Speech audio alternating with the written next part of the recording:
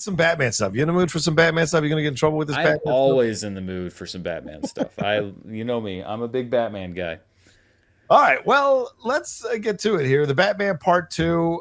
Here we go. The Batman Part 2. Despite last night's Emmy win for the Penguin, Matt Reeves confirmed to MTV that Kristen Milioti will not return. Oh, I got to put myself here. Sorry about that. Will not return to be part of the Batman Part 2. That is confirmed by Matt Reeves as well. And I've got another thing to throw in here for you all that I want to share real quick because I wanted a bigger breakdown of this. And this is from comicbookmovie.com, who I love, and I know Christian does as well. But Mark Cassidy wrote this article breaking down some of the stuff that Matt Reeves answered on the red carpet. Here's what he said. He declined to share any specific plot details, but Reeves did confirm that production is scheduled to get underway early next year. We're staffing up, we're starting to get our crew back together, we're getting ready, we're basically entering pre-production. We're making the movie in the spring. Super excited, he told THR, because of what the first movie was and what the Batman Part 2 is, which is so much a detective story. The idea of trying to protect the secrets of the movie is super important because it's a mystery. Oh, good luck, Matt. That would be an extra level of heartbreak if that part of it started getting out. You want to keep the surprise so the fans can have the fun experience that I always love going to the movies, which was to go and be surprised. He further went on to say he's Batman when he gave the script to Robert Pattinson. So if he doesn't like it, it's not good. So I was super excited because I thought that he would really like it, because the things that it does for his character, for Batman and for Bruce Wayne, has never been done before in this way. And I had a feeling he would respond in the way the fact that he did. Sorry. And I had a feeling he would respond in this way. The fact that he did was incredibly encouraging. So, Dan, now we have more than 6 people who've read the script now officially. So this is an interesting situation we find ourselves in. But what do you think about Matt Reeves' comments here? I mean, there seems to be not a lot to parse out of this, but there sure seems to be an energy of excitement. And are you surprised that Kristen Milioti, recent Emmy winner, is not going to come back? And his reasons are they were too deep into the story to bring her back. Yeah, there's no reason to jam her in there if there's not a role for her character to play, and they left her in a place where I think it would be difficult to get her involved specifically, unless you were going super Penguin heavy, which right, it doesn't seem like they're going to be doing. I always love, in stories like that, and I get it. You have a job to do as a reporter. But it's like he declined to share plot specifics. Yeah, of course he did. He'd be like, oh, so Matt, what happens in the Batman 2? Well, okay, so in Act 1, people are really going to be crazy about this. We're bringing in this character. It's a super surprise casting. Nobody knows about it. And Act 3, we kill this person and we're leaving it. Yeah, of course he declined to share plot specifics. He's not going to spoil his movie on the red carpet of the Emmys. But that's just part of the game. I get it. I'm just glad that the wheels are moving. I was not part of this super impatient tapping my foot like, hello, script, where is it? I would much rather you take the time to get it done. My only concern is that there could be a loss of audience interest if you wait too long. Yes. But if it results in a great movie and that's the time it took, then that's the time it took. It's just how it is. I just, I don't know. The frenzy around this movie seems to be more intense, but I think that may just be the new norm for DC. Oh man, I'm so glad to finally talk to you guys about Cash App. I've been using Cash App forever, and now I get to talk to you guys about it. Don't worry, it's very easy, fast to sign up. Do you even know how much interest your money is earning you in your bank account right now?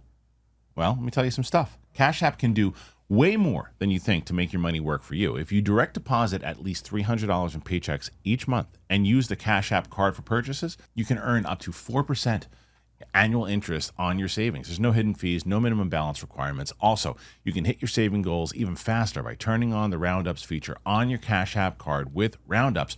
Every purchase you make using the card is rounded up to the nearest dollar, and that spare change is automatically put into your savings. Don't let your money sit around and gather dust. Make it work for you. Take advantage of high interest savings on Cash App today. For a limited time only, new Cash App customers can use our exclusive code and earn some additional cash. For real, just download the Cash App, use our exclusive referral code, Christian, in your profile, send $5 to a friend. Within 14 days, you're going to get $10 dropped right into your account. Terms apply. That's money. That's Cash App. Cash App is a financial service platform, not a bank. Banking services provided by Cash App's bank partner. Prepaid debit cards issued by Sutton Bank, members FDIC, direct deposit, roundups, overdraft coverage, and discounts provided by Cash App, a Block Inc. brand. Visit cash.app/legal/podcast for full disclosure. I think because people People like that Superman movie. I watched about an hour of it again over the weekend because it's available on digital and what have you. And so, and I really love the energy of that movie. And I know Dan had some legitimate criticisms of Superman, so I'm not trying to start this conversation all over again. But I really enjoyed the film for the energy that it brought. Did I have issues with some of the story stuff? Did I have issues that was slightly overstuffed and was essentially setting up the entire universe instead of focusing on Superman? Yes, I understood Dan's criticisms for sure. But I think it excited people, and this is the other side of the coin. When you excite people, they want to keep being excited about it. They want to keep being fed that excitement. So I think that's what the fervor is around it. And I agree with you. I wasn't one of these people like, Matt Reeves, where's the script? It was more like, what's the truth? That's the place I'm at. What's really going on here? We saw some logos from the Batman logo on a dumpster or a trash can that was there on the set of Clayface.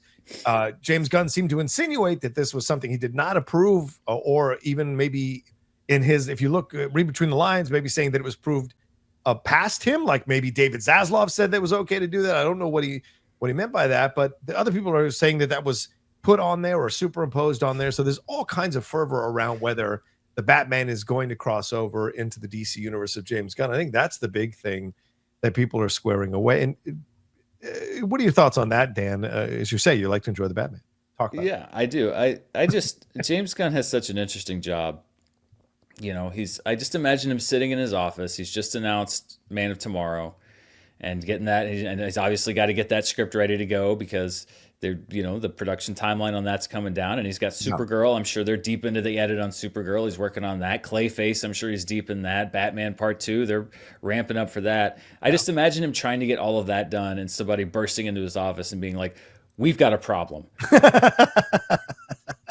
Somebody put a sticker on a trash can and people are freaking out. And now he has to take time out of his day to explain why an art director who was probably a Batman fan put a sticker on a trash can that nobody is going to be able to see in the movie. But because everything gets photographed and spread around now, he's got to address trash can discourse.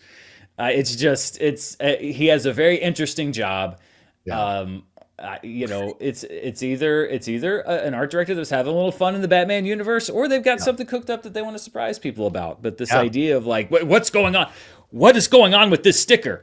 Why is the sticker on this dumpster? It's like, does it matter? I mean, come on, let's focus on some bigger things here. We got bigger fish to fry. Dan, how dare you come for everyone's YouTube channel? How dare you, Dan? Listen, this is why I'm on my own. This is why I'm alone in a spare bedroom. It's because I don't engage in sticker discourse, and my channel suffers for it.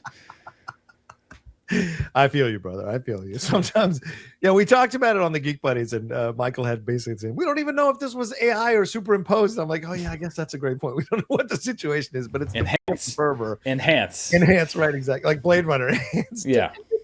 So, but I think it speaks to the excitement that this is part of it. As I said, this is the flip side of the coin. You want to do well, and Superman did well for what they were trying to do in terms of getting the fan base excited. Yeah, box office wise, you can argue the numbers and all of that, but like it got the fan base excited. But the thing is, people want to now see more, and so they get excited about it. So we'll see, and we'll see if Matt Reeves can keep it under wraps.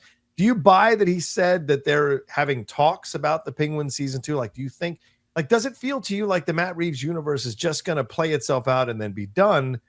Do you think he's actually having talks about the Penguin season 2? I'm kind of on the fence on this. I don't know if I believe him. I mean, first of all, if they are, then Kristen Milioti won an Emmy in the wrong category. That's supposed to be it's supposed to be one and done if you're in that category. That's why Shogun moved to drama last year, because they were like, well, no, we want to do season 2. It's like, all right, well then we should go to the drama category.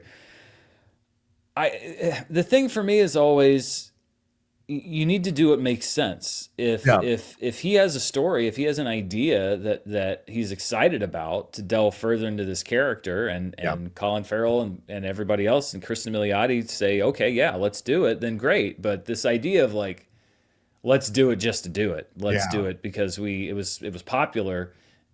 It should always be idea forward. Yeah. And if they never did another season of the Penguin, I would be fine with that, because I think that it was a great origin of that version of the character, and told a complete story, and you saw his entire arc from beginning to end, and you can use that character in the Batman series going forward without any more backstory or exposition. If they have an idea, if they want to go deeper into the underworld, then great. But I think the worst thing you can do is to go forward with a season 2 because you feel obligated to, or because you feel like, oh well, it'd be stupid not to because of all the money. Because then you get into Joker, which that's a whole other thing with Joker too. I don't think that they did it just for the money, but I also don't think that there was as much thought put into that movie as there should have been. I think I agree with you. I think they rushed that story, and we saw the result of it on screen, regardless of what Quentin Tarantino thinks about it. You saw the result of what the public felt about that movie on screen. And yeah, I agree with you. I mean, look, it took 5 years for them to get this Batman the Part 2 script done. I mean, the Penguin, they had been essentially, Matt Reeves had hinted at working on the Penguin while the Batman was happening. So he clearly had an idea of this, with Lauren LaFranc working on it as well. But this is a different situation now. And I think because of James Gunn's DC, because when he did the Batman, that wasn't in motion. Now that James Gunn's DC is in motion, it's about figuring out where all these pieces fit. And now you've got the possibility that Paramount might be buying DC, or Warner Brothers, rather, in essence, buying DC. Then there's so many moving parts to this whole thing that we're not. I mean, we could. I don't think it's going to happen, because I said this on the hot mic. I think that if this is really in motion, I think behind the scenes there are conversations happening with James Gunn. Listen, if we buy this thing, we want to continue the DC universe, you in charge, or if we buy this thing, we're going to move you out. Like, there's a number of things that could be happening behind the scenes, and conversations that are happening amongst people's agents or power brokers with all of this. But like, there are so many moving pieces to this, Dan, still.